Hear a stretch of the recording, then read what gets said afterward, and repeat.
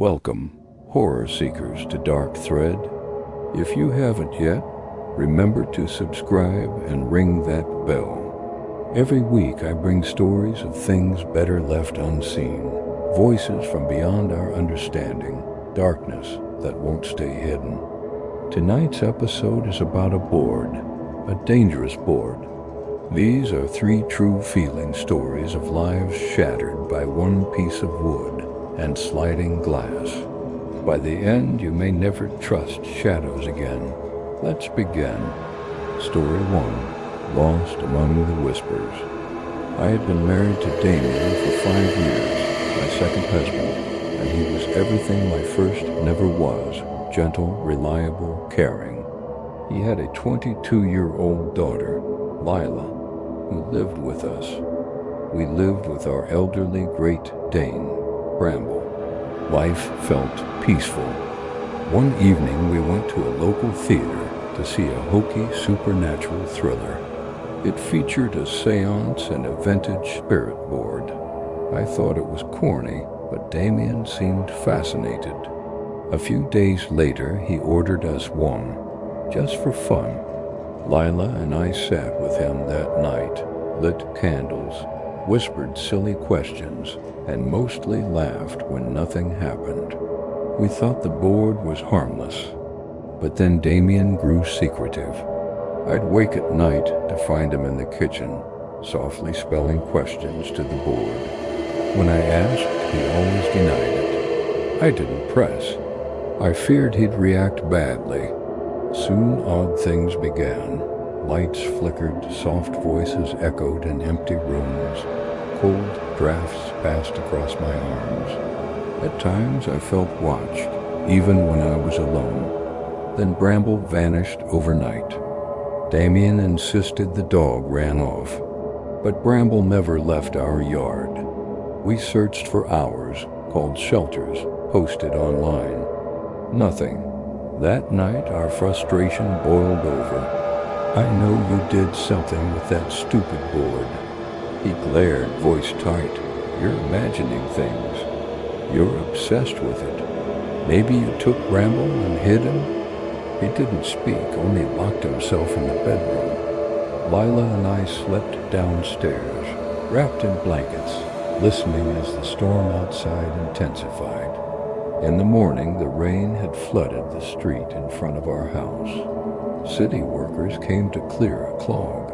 That's where they found Bramble's body, lifeless, half-submerged in sewage. Damien broke down. He confessed that spirits told him to take him out. He choked tears as he said he wrapped Bramble in plastic and dropped him down the drain. Police arrested him at home. Lila and I were nauseated. I wanted nothing more than to destroy that board. 2 weeks later, I convinced her to help me burn it. We poured lighter fluid around our fireplace, ignited the board, and watched it smoke. We slept on the living room sofa, but hours later, the smell of burning woke me. I saw us both standing beside the hearth, staring at the board. It remained intact amid burning embers. Flames licked at the firewood, but not the board. We screamed, then the smoke claimed us. We woke up in the hospital. House totaled. Everything destroyed. Police accused us of arson, citing accelerants found, but they said the fire started inside the fireplace, not outside. But I know better. The board did not burn. It burned us. Story 2, The Laugh Beneath. When I was 14, I bought a used spirit board at a yard sale without my parents knowing. I kept it hidden beneath my bed, thinking it was harmless.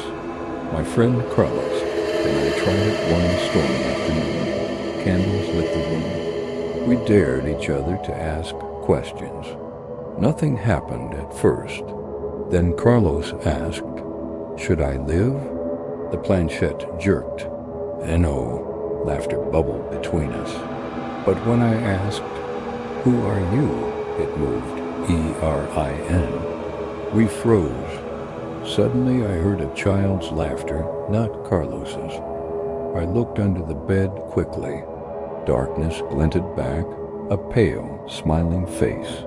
I yanked Carlos by the arm and we fled into the hallway. He trembled, voice shaking. It stared at me. It smiled at me. My parents thought we were pranking. That night, every creak and whisper made my spine curl. At 2:44 a.m., all power went out.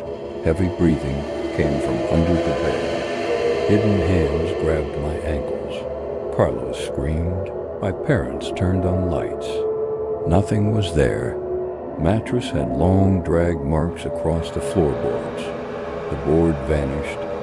They helped me move bedrooms.